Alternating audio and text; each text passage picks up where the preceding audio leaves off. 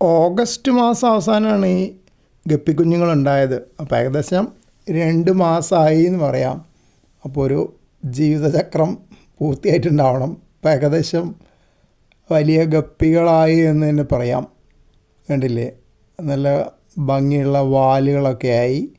അപ്പോൾ ഫിൻസിന് കളറൊക്കെ വന്ന് അത്യാവശ്യം ഒരു അഡൽട്ട് ഗപ്പിയുടെ സൈസ് ആയിട്ടുണ്ട്. ഇനിയിപ്പോൾ ഗപ്പി കുഞ്ഞുങ്ങൾ എന്ന് വിളിക്കാൻ പറ്റില്ല. പിന്നെ ചെറുതായിട്ട് വേർതിരിവും വന്നു തുടങ്ങിയിട്ടുണ്ട്.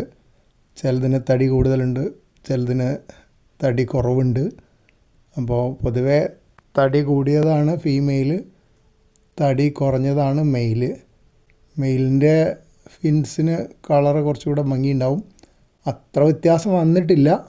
ഇതിലിപ്പോൾ എത്ര മെയിലുണ്ട് എത്ര ഫീമെയിൽ ഉണ്ടെന്ന് എനിക്കറിയില്ല. കുറച്ചുകൂടെ കഴിഞ്ഞാലാണ് കുറച്ചുകൂടെ നല്ല വ്യത്യാസം വരും തോന്നുന്നുണ്ട്.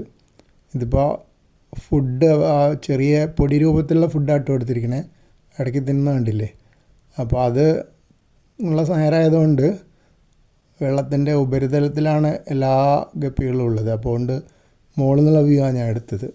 സൈഡിൽ നിന്നുള്ള വ്യൂ ഇപ്പോൾ എടുക്കാൻ പോയാൽ പറ്റില്ല, കാരണം എല്ലാം മുകളിലാണ് നീന്തിക്കൊണ്ടിരിക്കുന്നത്.